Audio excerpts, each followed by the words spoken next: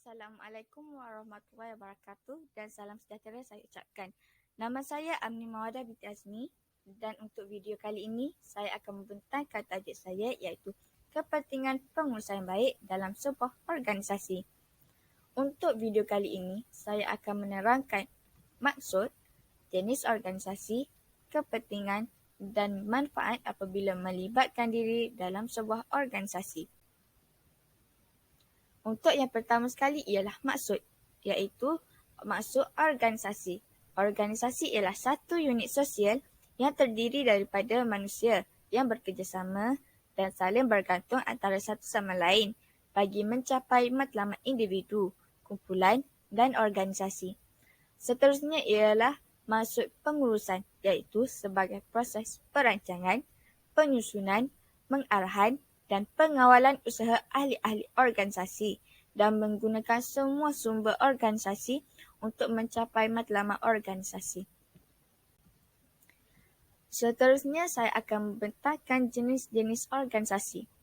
Organisasi yang pertama ialah organisasi sosial, iaitu mesti dilihat sebagai sekumpulan orang yang bersatu antara satu sama lain yang mengemukakan idea bersama yang membolehkan mereka bekerja untuk projek yang sama.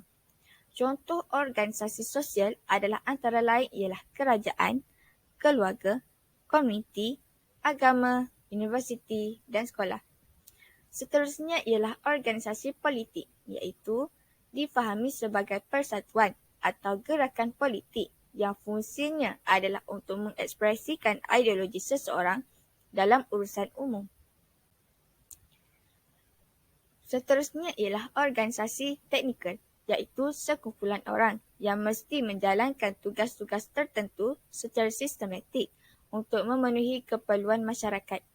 Sebagai pertimbangan di atas, ketika menjalankan projek baru, sekelompok orang merancang dan menilai kegiatan, sementara yang lain menunggu respon analisis itu untuk memenuhi fungsi mereka dengan cara yang terancang untuk menjamin kualiti pengurusan dan kejayaan. Untuk akhir sekali ialah organisasi sel, iaitu dikelaskan berdasarkan strukturnya dan bagaimana ia memperoleh tenaga.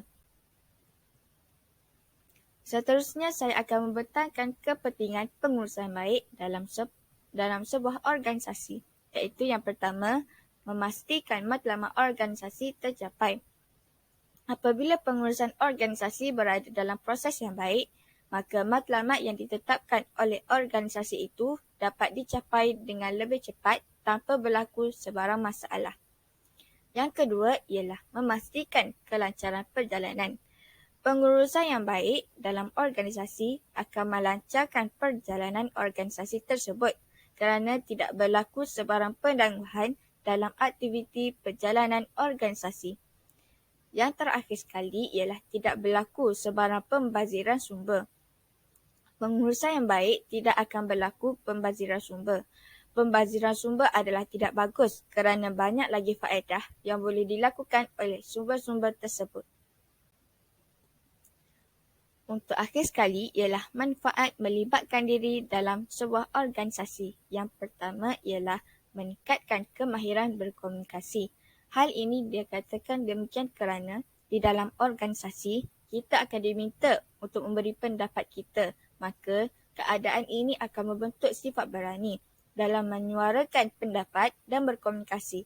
Selain itu, kita juga akan menjadi lebih berhati-hati dalam memberikan pendapat kita kerana bimbang akan mengguris perasaan ahli yang lain.